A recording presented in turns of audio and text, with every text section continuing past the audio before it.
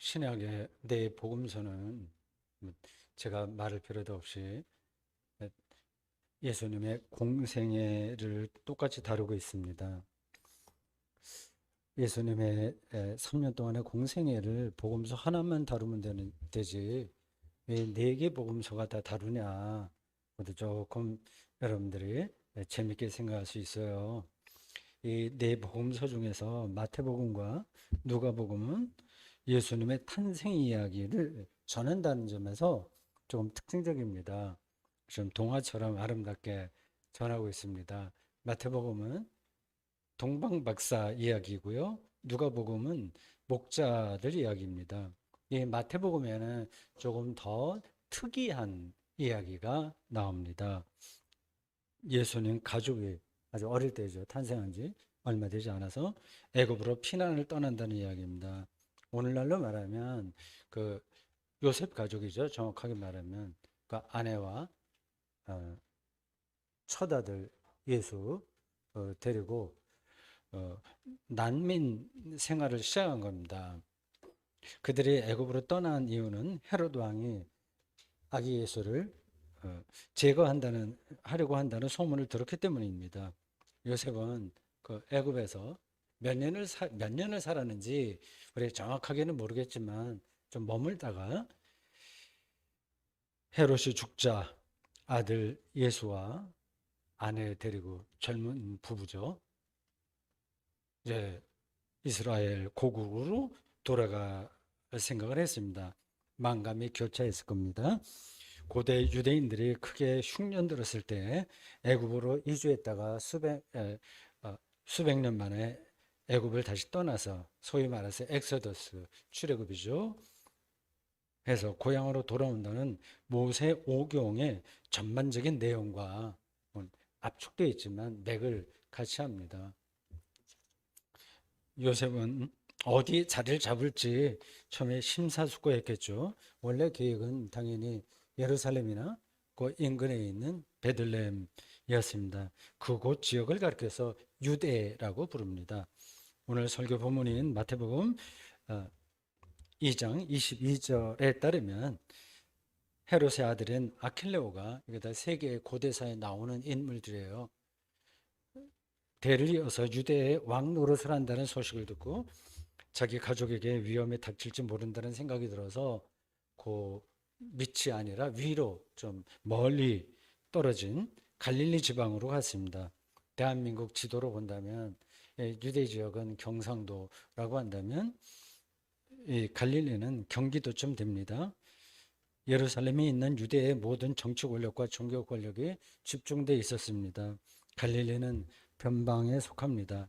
요셉은 아직도 젊은 친구죠. 요셉은 갈릴리에서도 오지 중에 오지인 나사렛에 자리를 잡았습니다. 마태복음 2장 23절이 이렇게 설명합니다. 나사렛이란 동네에 가서 사니 이는 선지자로 하신 말씀에 나사렛 사람이라 칭하리라 하심을 이루려 함이라라. 짧은 구절이죠. 그런데 많은 사연을 담고 있겠죠. 그 안에요. 텍스트는 늘 모든 것을 다 말하지 못합니다. 그 안에 어떤 것들이 실제 삶이 다 들어있죠. 나사렛 사람의 우리말 성경에 보면은 각주가 달려 있어요. 이사야 11장 1절을 가리키는데 뭐 나사렛이라는 단어가 있을 것 같지만 나오지 않습니다. 이새의 가지가 나와요. 이새는 다윗의 아버지입니다. 이 가지라는 히브리어는 네체르라고 발음을 해요. 이 네체르는 성서 주석에서 제가 참고한 겁니다. 나시린을 가리키는 나지르와 단어가 비슷합니다. 그러니까 이 나지르를 나사렛으로 그렇게 마태복음 기자가 해석한 겁니다. 어쨌든 이 구절만이 아니라 하더라도 예수께 늘 나사렛이라는 지명이 따라다니는 경우가 많은 걸 보면 예수님의 고향이 나사렛이라고 한 것은 아주 분명한 역사적 사실로 보입니다. 마태복음은 예수께서 나사렛 사람이라는 사실을 그의 출생과 연결시키고 또 아기 시절까지 소급시킨다는 점에서 아주 특징적입니다. 이 나사렛은 구약 성경에 한 번도 나오지 않을 정도로 사람들에게 주목을 받지 못한 그냥 속된 표현으로 듣보잡 마을이었습니다. 예수를 나사렛 사람이라고 사람들이 부른 건 사실상 무시하는 거예요. 하대하는 거죠. 요한복음 1장 46절에 따르면 나사렛에서 무슨 선한 것이 날 수 있나? 그런 말들이 돌아다닐 지경이었습니다. 예수를 낮춰보던 나사렛 사람이라는 표현을 제자들과 초기 그리스도인들은 오히려 그리스도교의 정체성을 드러내는 단어로 받아들였습니다. 그들이 하나님의 아들이고 그리스도를 믿는 바로 그분이 별 볼 일 없는 지역 출신으로 평범한 사람이었다는 사실을 숨기지 않았습니다. 지금이야 우리가 예수 그리스도를 특별한 존재로 보시면 당신은 평범한 사람이었어요. 뭐 제사장 출신도 아니고 뭐 선지자 그룹에 속하지도 않았습니다. 혹시 지역적인 편견이 있는 분들은 이런 표현을 좀 더 유심히 살펴야 합니다. 우리가 낮춰보는 그 지역이 오히려 하나님의 구원에 더 가까울 수 있으니까요.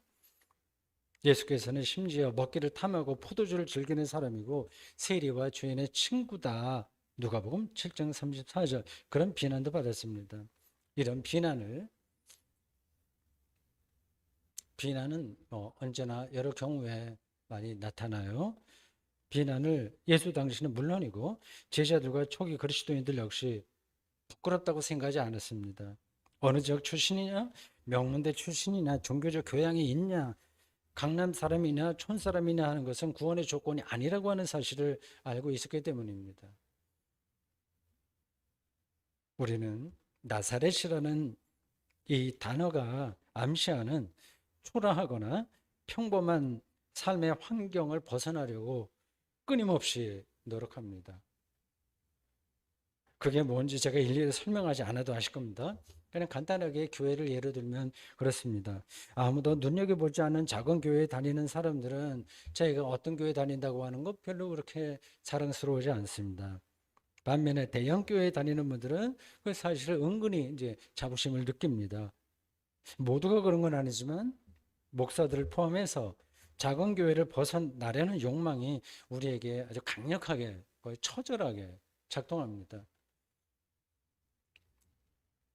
여러분 자녀들도 대기업 직원이 되기를 바랄 겁니다. 뭐 이런 걸 크게 잘못이라고 또 말씀드리진 않는 겁니다. 그래서 말할 수는 없어요. 그러나 나사렛을 벗어나는 데만 몰두하는 방식으로는 하나님의 구원에 가까이 가기 힘들다는 것만은 분명합니다. 하나님의 구원은 나사렛 출신이냐 예루살렘 출신이냐와 아무런 상관없이 선물로 주어지는 것이기 때문입니다. 비유적으로 어떤 사람이 있잖아요. 그 사람의 사랑의 능력, 사랑할 줄 아는 능력이 중요하잖아요. 그 사랑의 능력이 연봉에 따라서 결정되는 건 아니잖아요. 영혼의 평화가 그의 사회적 지위나 외모에 의해서 결정되는 게 아니지 않습니까? 어떤 게 더 중요한 건데요?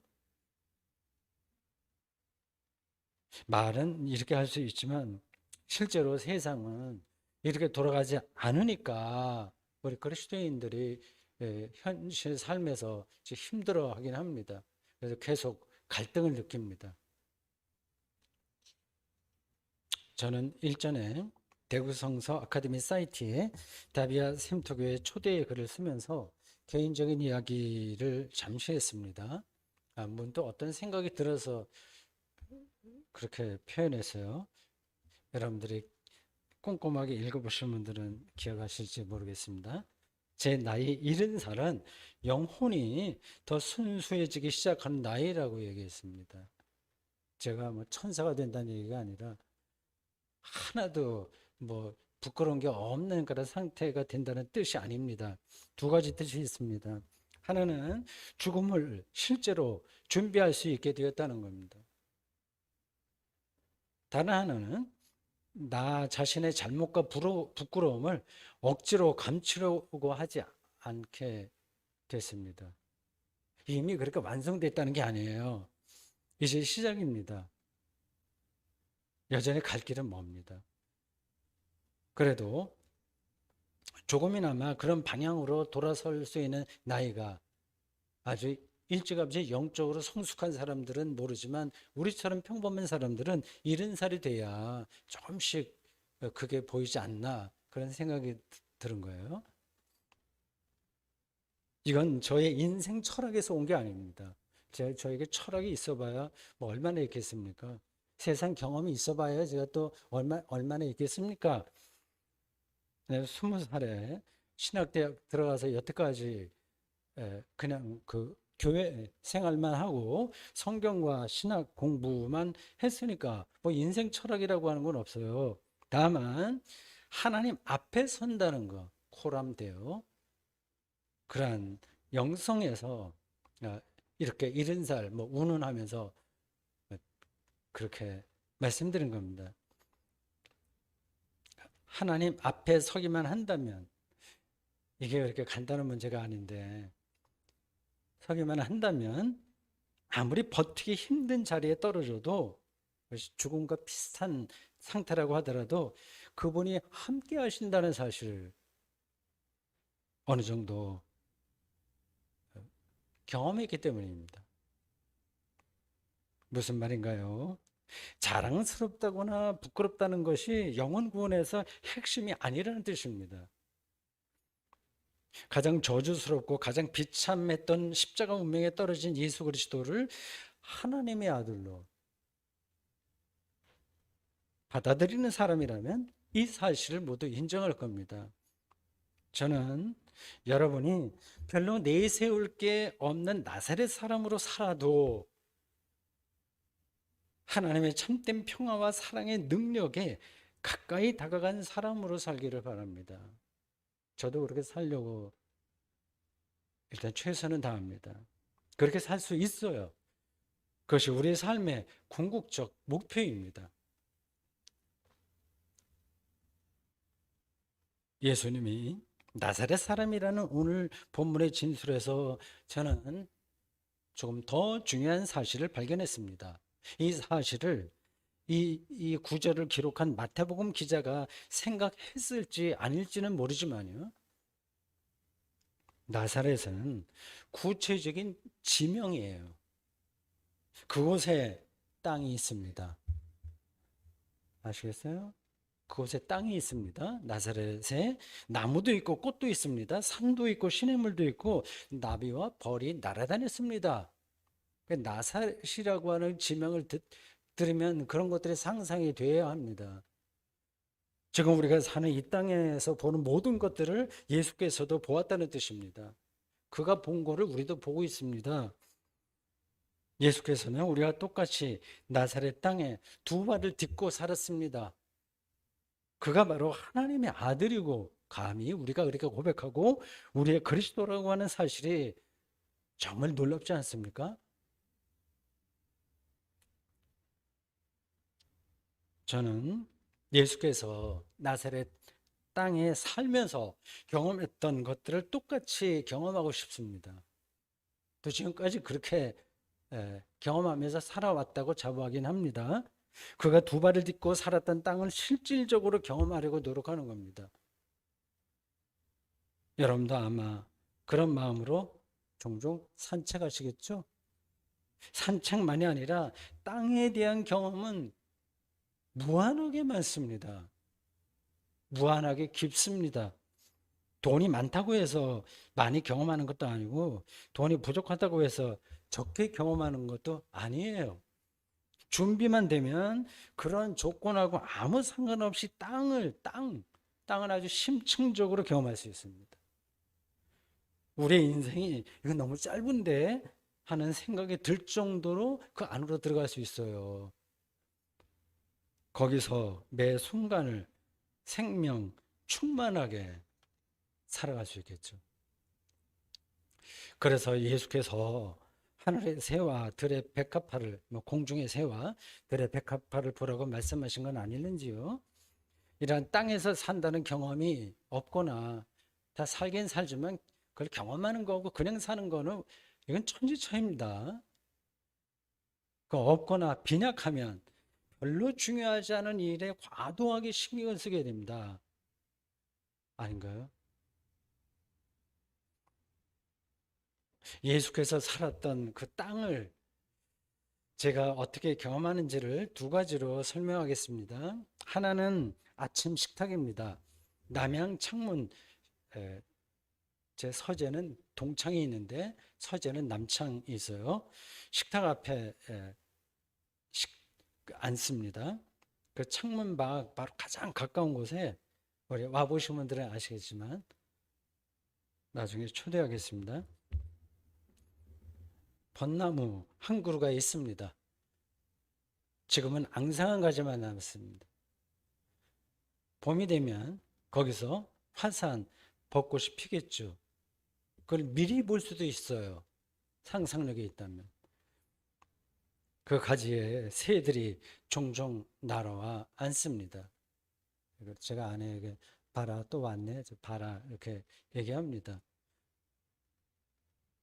근데 잘 못 볼 때가 많아요.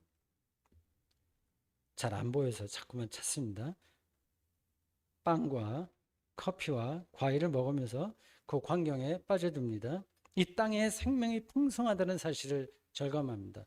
저도 그런 생명의 풍성함 가운데 살아가는 그 안에 들어있는 새들이 나를 보면 또 뭐 그렇게 보겠죠. 볼 수 있다면 그 안에 들어있을 뿐입니다. 그런 순간에 저에게는 아쉽거나 부족한 게 하나도 없습니다. 다른 하나는 밤하늘입니다. 제가 여러 번 말씀드렸기에 길게 말씀드리지 않겠어요. 깊은 밤 마당에 일부러 나갑니다. 겨울철 밤하늘은 유난히 투명합니다. 별이 쏟아질 듯합니다. 예수께서도 분명히 그런 겨울밤을 경험했을 겁니다. 그가 본 별을 나도 봅니다. 하나님의 아들이며 그리스도이신 예수와 같은 땅에 같은 하늘을 경험하는 사건이 저에게는 구원 경험입니다.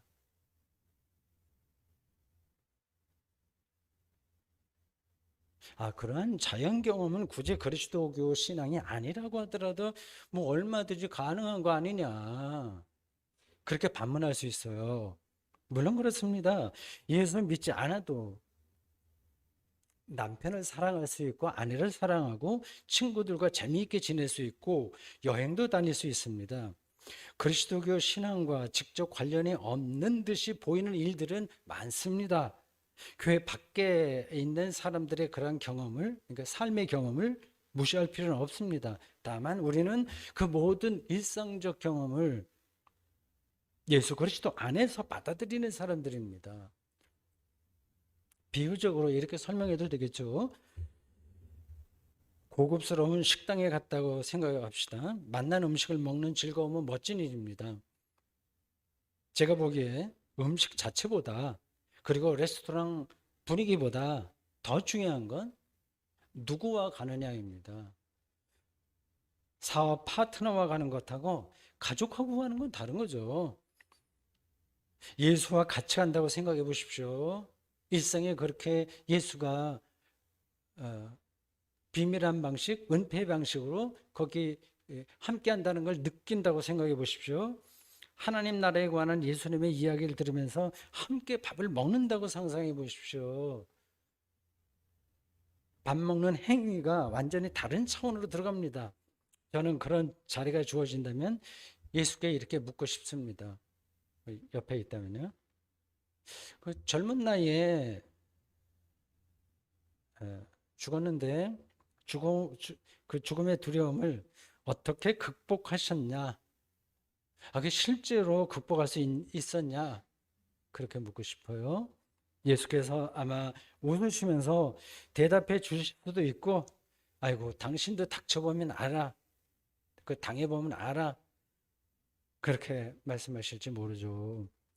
어떤 방식으로든지 예수께서는 저에게 대답을 주실 것이라고 믿습니다.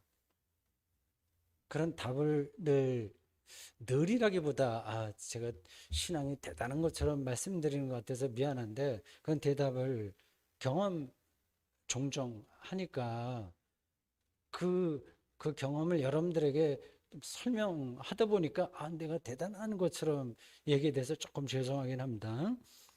예수께서 저에게 대답을 주실 것이라고 이렇게 믿습니다. 그러한 믿음으로 오늘도 그분이 걸으셨던 땅을 저도 걷고 그가 마셨던 물을 마시고 그가 보았던 겨울나무와 밤하늘을 봅니다. 나사렛 땅을 오늘 여기서 제가 경험하는 겁니다. 지금까지 저는 나사렛 사람이라고 하는 표현에서 이게 설교 제목이었죠. 주로 나사렛에 초점을 맞춰서 저의 생각을 두 가지로 전했습니다. 하나는 나사렛이 수준 낮은 동네였다는 사실이고, 다른 하나는 나사렛 땅도 온 세상에 있는 바로 그 땅이라는 사실입니다. 이런 사실은 단순히 문학적이거나 예술적이고 인문학적인 통찰에 머물지 않습니다. 이 사실은 하나님이 세상을 창조하셨다는 그리스도교 신앙의 출발과 이 세상을 하나님께서 완성하신다는 그리스도교 교리의 마지막과 단단하게 연결되어 있어요. 창조와 종말 사이에서 우리가 지금 살고 있어요. 출생과 죽음 사이라고 표현해도 돼요. 하나님이 창조하셨고 완성하신 세상에 기대서 얹혀서 지금 사는 겁니다. 그래서 여전히 우리의 실존이 불안하긴 하나 그분의 그렇기 때문에라도 하나님의 손에 의존해서 살아야 됩니다. 그분의 손은 우리가 사는 나사렛 땅에서 그리고 지금 우리가 사는 땅에서 어디서나 실감할 수 있습니다. 저는 나사렛 사람이신 예수께서도 지금 제가 설명한 그런 것과 비슷한 것을 생각하셨을 거라고 믿습니다. 예수님도요. 왜냐하면 저도 사람이고 예수님도 사람이었습니다. 그럼 비슷한 거 생각할 거 아니에요. 제 영혼이 오해는 마십시오. 예수 그리스도 수준에 올라섰다는 게 전혀 아닙니다. 그는 나의 구원자세요. 다만 그가 실제로 저희의 구원자이시기에 그가 나사렛 사람으로 살면서 경험한 것을 저도 똑같이 경험해 보려고 애를 쓸 뿐입니다. 그가 선포하는 하나님 나라를 리얼하게 실질적으로 구체적으로 경험하고 그가 아빠 아버지라고 가르치시는 그 하나님을 실질적으로 경험하려고 노력할 뿐입니다. 저는 저에게 그는 저의 화두죠. 그 예수 그리스도는 그는 저에게 구원자이면서 동시에 저와 똑같이 이 세상에서 두 발을 땅에 딛고 살았던 나사렛 사람입니다. 그에게 친근감이 느껴집니다. 하나님의 아들이라 말할 수밖에 없을 정도로 무한한 신뢰심이 그에게 생깁니다. 그가 옆에 있다면 다른 것들은 아무것도 없어도 괜찮다. 그런 생각이고 그런 느낌입니다. 그를 통해서 하나님이 십자가에 달려 돌아가셨다는 사실을 배웠기 때문입니다. 정통신학은 예수님의 본성을 베레 호모, 베레 데우스라고 규정합니다. 참된 인간, 참된 신이라고 말이죠. 그러니까 전체적인 사람으로서 참된 하나님이지 반쯤 사람으로서 하나님이 아닙니다. 예수께서 사람이라는 사실을 불편하게 생각하는 초기 이단들이 있었습니다. 영지주의자들이에요. 그들은 예수의 삶을 진짜가 아니라 그림자지 이렇게 주장했어요. 이거를 도케티즘, 가연설이라고 말합니다. 그들의 마음은 이해가 돼요. 하나님의 아들이신 예수님께서 어떻게 우리와 똑같은 인간성을 가지고 계셨다 이렇게 말하려면 좀 뭔가 찜찜하죠. 우리에게는 좀 부끄러운 부분들이 너무 많잖아요. 예수님도 우리와 똑같았어? 이 용납이 잘 안 되는 겁니다. 그런데 초기 그리스도교 지도자들인 교부들은 이 영지주의를 단호하게 배격했어요. 예수님은 분명히 사람이라고 도장을 찍은 겁니다. 베레 호모. 얼마나 다양스러운 일입니까? 우리의 그리스도이시며 하나님의 아들이 바로 우리와 똑같은 사람이셨으니 말입니다. 그렇다면 예수님은 신이 아닌가? 하나님이 아닌가? 하나님의 아들? 이런 단어 때문에 벌어지는 문제가 너무 많습니다. 그걸 어떻게 일일이 다 늘 설교 시간에 마다 설명할 수 있겠어요? 지나갈 건 지나갈 수밖에 없습니다. 이거 이상하게 생각할 거 없어요. 그는 초월적인 하나님이라는 뜻에서 신은 아닙니다. 그는 동에서 번쩍 서에서 번쩍하지 않았습니다. 숨도 안 쉬고 먹지도 않으면서 생명을 이어갈 수 없었습니다. 그는 초월이 아니라 역사 내재적 존재로서의 하나님이에요. 이를 삼위일체에서는 론에서는 아들로서의 하나님, 즉 성자 하나님이라고 부릅니다. 이런 사람 되심을 마태복음 기자는 나사렛 사람이라는 단어로 표현했습니다. 엄청난 힘이 그 안에 들어있는 거예요. 저는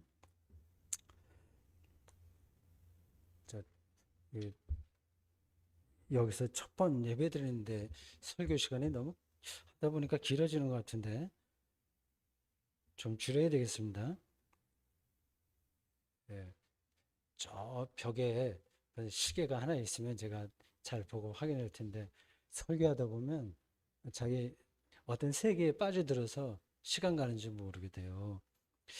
근본적인 질문을 하나 드리고 싶어요. 나사렛 사람이라고 할 때 이 사람은 누굴까요? 사람이 누군지 아세요? 인간이란 무엇인가? 라는 질문이에요. 저는 대충 알 뿐이지 다 모릅니다. 내가 누군지도 모릅니다, 사실은. 지금의 이 호모사피엔스가 인간인지 그 이전 호모 에렉투스나 네안데르탈인이 인간인지 정확하게 모릅니다.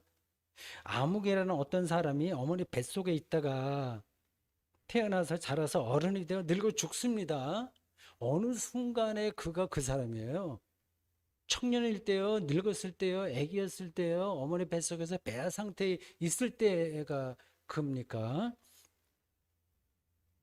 사람은 사람이 되어 가는 중이지 완성된 사람은 없습니다. 이게 얼마나 다행스러운 일인지 모르겠어요. 사람이 무언지 확실하게 알면 그 아는 것에 짜맞추려고 사생 결단을 할 겁니다. 그냥 잘난 사람이 되려고 무조건 앞뒤 안 보고 몸부림치는 거죠. 그런 방식으로 우리는 제대로 된 사람이 될 수 없고 사람으로서 생명을 충만하게 누릴 수 없습니다. 역설적으로 우리가 완성된 사람이 아니라 결정된 존재가 아니라 사람이 되어가는 중이니까 크게 안심이 되는 거예요. 지금의 저나 타인의 인간적 한계 앞에서도 절망하지 않을 수 있으니까요. 실망하지 않을 수 있습니다. 실망할 만한 일들이 우리는 다 일어나겠지만 그걸로 우리가 끝나는 게 아니라서 얼마나 다행스러운지 모르겠어요. 안심이 돼요. 사람이라는 존재가 완성될 그 미래가 마치 애벌레가 나비가 되듯 그런 미래가 기다려지니까요. 이게 더 안심이 되는 건 여러분 좀 안심하고 사세요. 더 안심이 되는 건 예수께서도 우리와 똑같이 완성되지 않은 사람으로 즉 제한적인 인간성 안에서 사셨다는 사실입니다. 그렇습니다. 그는 분명히 우리와 똑같이 나사렛 사람으로 사셨습니다. 나사렛 사람인 예수님을 구원자로 믿는 우리에게 최선의 삶은 참된 사람, 즉 실질적인 사람으로 사는 겁니다. 사람으로 사람답게 사는 겁니다. 우리는 천사도 아니고 짐승도 아닙니다. 사람이에요. 사람으로서 사람다워지는 게 가장 중요합니다. 사람다워진다는 말은 자기와 타인을 일단 있는 그대로 볼 줄 안다는 뜻이에요. 이게 무슨 뜻인지를 한 10분 동안 제가 설명하긴 해야 됩니다. 잘나면 잘난 대로, 못나면 못난 대로 그대로 보는 겁니다. 그 사람을요. 그리고 우리 자신도 그대로 보는 겁니다. 더 나아가서 예수님이 그러하셨듯이 사람을 천하에 둘도 없는 고유한 존재로, 즉 하나님의 형상으로 창조된 존재로 대할 수 있게 될 겁니다. 2023년은 부족한 게 많은 사람인데도 이렇게 설교자로 선 저나 여러분에게 나사렛 땅에서의 삶과 사람으로 사는 삶이 훨씬 풍성해지는 한 해가 되기를 진심으로 바랍니다. 아멘.